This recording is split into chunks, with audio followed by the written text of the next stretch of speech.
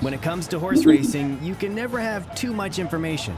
With TwinSpires, you can place your bets with confidence, whether you use handicapping insights like our Brisnet speed ratings, prime power and past performances, the guidance of our experts' top picks, or just choose a name that catches your eye. Yes! No matter how you pick your horse, bet with TwinSpires. And now you can share the thrill with friends using our exclusive Bet Share feature. Welcome back to the TwinSpires Jury. I'm Ashley Anderson here with James Scully and Darin Zoccali. Following an exciting week at the Kentucky Derby, we were all in person together, now back in our homes in Louisville, Lexington, and Darin's back on his throne as the king of Staten Island. And we're going to talk our best bets. I have to give him that nickname. We're going to talk our best bets and fades today for Churchill Downs and Belmont at the Big A. And Darin, I'll start with you. You had a big week at the Derby, big wins across the board. And so did James too, but I'll go with you today, Darin, first. So what's your best bet of the week? Yeah, we'll try to parlay our Derby winnings into a successful weekend right afterwards. But I'm going to the Belmont at Aqueduct card on Saturday, Peter Pan Day. Race number 7, the Man of War Stakes. I'm looking at the race, and for a mile and 3/8 turf race, I should say, this race has an awful lot of early speed and horses that want to be laying close to the pace. We know what So High wants to do. Tawny Port wants to be forward in here. Rocket and Roll, Silver Knot, and Nation's Pride are all the types that like to lay relatively close. So I thought that was interesting. And I'm going to take a horse that won last week on the lead, but it's not his preferred trip in Ohana Honor. I think they finally found out what this horse wants to do, and that's run extremely long distances. If you watch the replays from his previous 3 starts, he just gets on track a little bit too late, whether it's going a mile and a 16th, a mile and an eighth, and all of a sudden they put him in a mile and a half and he inherits the lead, granted through a very slow pace. I certainly recognize that, and against lesser competition, but he couldn't have won that race any more impressively. I think he's going to revert back to his closing tactics here. Respect the connections quite a bit. And I love the fact that this horse ran a much improved race on the Ragozin sheets when stretching out to a marathon distance. He ran a 10 1/4 last time out, which was a new top coming off of an 11 towards the latter part of last year. And when you take a look at the rest of the field, they're all running similar, if not slower figures at similar distances. Silver Knot ran a 9 last time out, so Ohana Honor is right there. The price is going to be right. So we're going to take a bit of a swing here, Ashley, at 6-1 with the Son of Honor code. I have some things to say about that race as well, but I'll save it for our later segments. So I'll turn it over to James. I considered Nation's Pride for my fade. He's the 8-5 morning line favorite. I want to try to beat him.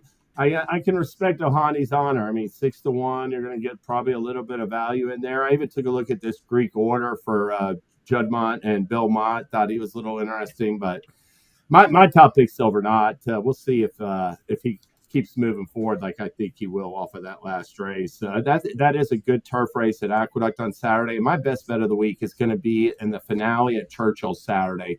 Number 6, La La Rose in race 11 on Saturday at Churchill Downs.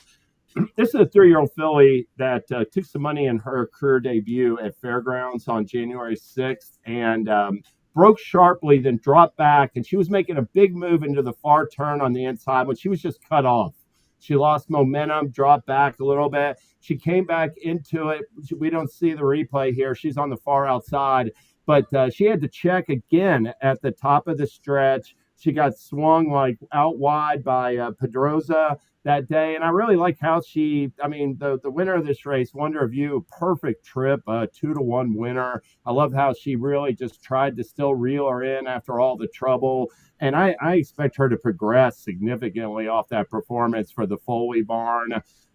This was a $195,000 short yearling purchase. She's by Boldoro. Her dam's sister to 2023 Santa Anita handicap winner Stiletto Boy. So lots of pedigree in this family. And I thought it was a very encouraging debut. Tyler Gaffleone, the addition of him won't help my price any, but still, she's like the third choice on the morning line, and I really like her chances in race 11, La La Rose, Ashley. I agree with you, especially picking up Tyler Gaffleone. I like this filly as well. And I'm going to go with race 10, the Mamselle Stakes, the stakes race on the card at Churchill on Saturday. I'm going with number 12.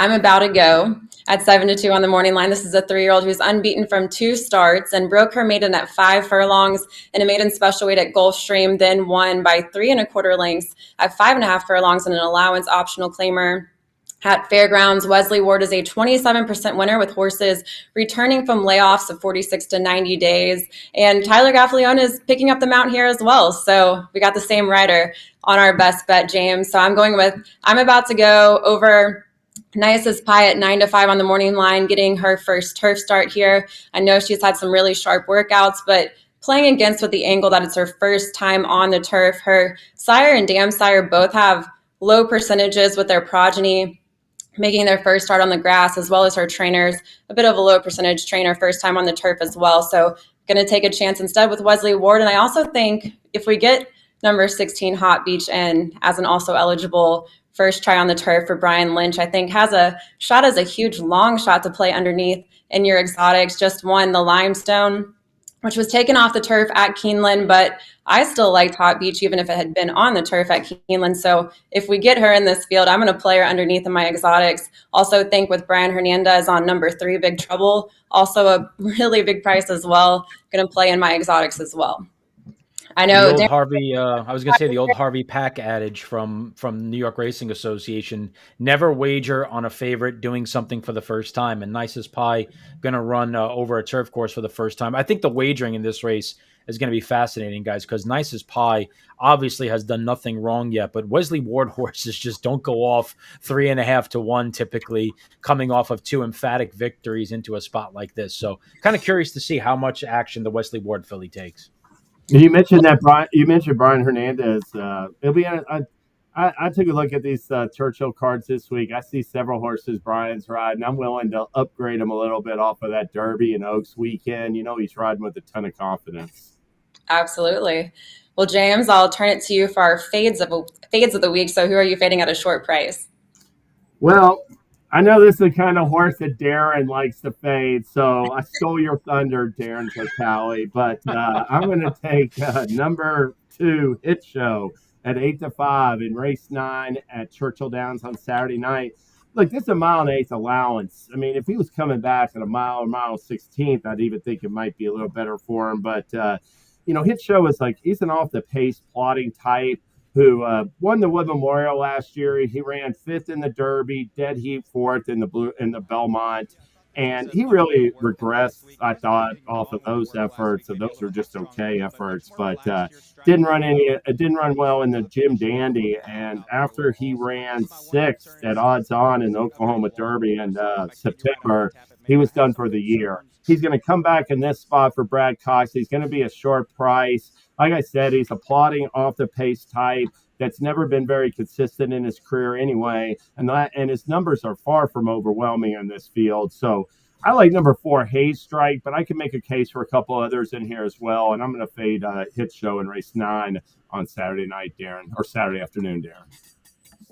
You are 100% right. That is a horse that I would fade every day of the weekend, twice on Sunday, even though this race is on Saturday. So I'm in lockstep agreement with you there. I'm going to fade on the Churchill card in race number 3, last call in this allowance race. Last call in a spot like this. This is another horse that I fade quite a bit. 1 for 11 Lifetime, going into an entry level allowance, a 1.125 on the turf. And the reason that this filly is 1 for 11 is because she's just a deep run closer that requires pace and requires trip in order to get the job done. And if anything goes wrong, and she sometimes has some traffic trouble, has trouble at the break, this is just a filly that for me at a short price, you got to take a stand against. And when you take a look at this field, guys, where is the speed and the pace that she needs in a spot like this going to be coming from? I just don't see it. I respect her late closing kick. I think she's just going to be a plotter that clunks up with a late rally and gets up maybe for 3rd and rounds out the bottom of exotics. But at a short price, this is another one of my typical fades that I'll try to beat every time on top, and certainly in the multi-race exotics, guys. I like it. I think number 1, Kathy and Marissa maybe has a shot here. I even like number 7, Spartan Queen at 5-1. If you're looking for a longer price to play, not quite that long of a price, but still Kathy better. and Marissa won't be 4-1. She's I think she's the Last Call should be favored, but she'll be the solid second choice. And I agree, she's very live in that spot for Dutro and Jose Ortiz. Well, I'm going to fade number 3, the Wine Steward, at 5-2 in race 6. The Peter Pan Stakes at Belmont at the Big A. Now, the Wine Steward is the morning line favorite. Now, the Tuscan Gold is pointed toward the Preakness. Was originally 2-1 on the morning line, but no longer in the field. It's a smaller field now, only 7, I believe, in the field. And the Wine Steward, though, stretching out to 1 1/8 miles. And since he has stretched out to 1 1/16 of a mile, hasn't been able to get a win. So I don't like him at 1 1/8 of a mile. He's finished second by less than a length in those last 2 at 8.5 furlongs, so 9 furlongs. No, thank you. Not going to play him here. And his victories have come against small fields, facing just 5 rivals in his first 3 starts. Again, though, with with Tuscan Gold pointing toward the Preakness, he only has 6 rivals to beat here, but I still think better horses here, Deterministic, I think can rebound. I even like Todd Pletcher's Maiden in here, Protective on the rail, I think has a shot to maybe get his first win integrated stakes. Yeah, I like the fade as well. It's actually going to be a field of 6, by the way, because Lonesome Boy is also going to not run here and is going to run in the Long Branch as well. So it takes a little bit more of that speed out of it. But I agree. Deterministic, obviously with the scratch of Tuscan Gold, that 5-1 morning line price is gone. If he could bounce back, and he just simply bounced guys in the Wood Memorial. He ran a monster figure in the Gotham and regressed off of it. If he's a quality individual, he certainly has a right to cycle back forward. I think Protective is certainly interesting in there at a decent price as well. And I even think Antiquarian, who's coming out of the Louisiana Derby, where Catching Freedom ran a really good 4th in the Kentucky Derby, and Anna Marie, who was completely wiped out at the start of the Kentucky Derby. It was amazing watching the head-on of that start, guys. Everybody from post 1 through 11, with the exception of the winner, had their chances severely compromised right out of the gate, including Anna Marie, who, if you watch that horse in a solo shot, made a monster move on the far turn, just rocketing past horses up the rail, and just had too much left to overcome, and is definitely a horse that I'm going to want to play next time. I think the Louisiana Derby is still a key race to come out of, and I think Antiquarian's got a big shot in there as well, Ashley. I'm actually saying all the horses post 1 through 9, with the exception of Mystic Dan. Those Japanese horses, they can't break from the gate. I mean, you come on. I mean, if you're picking Japanese horses in the Derby, Darren, you know they're going to have some shortcomings. So got beat 2 noses on the wire. Come on, man. No, I'm just playing. No, that slow start cost him, though. I mean, to me, and Sierra Leone's lugging in, and Mystic Dan gets the trip he wanted, but I thought that slow start. I mean, it obviously cost Tio Password. He had never rated off the pace in his life, and there they both are.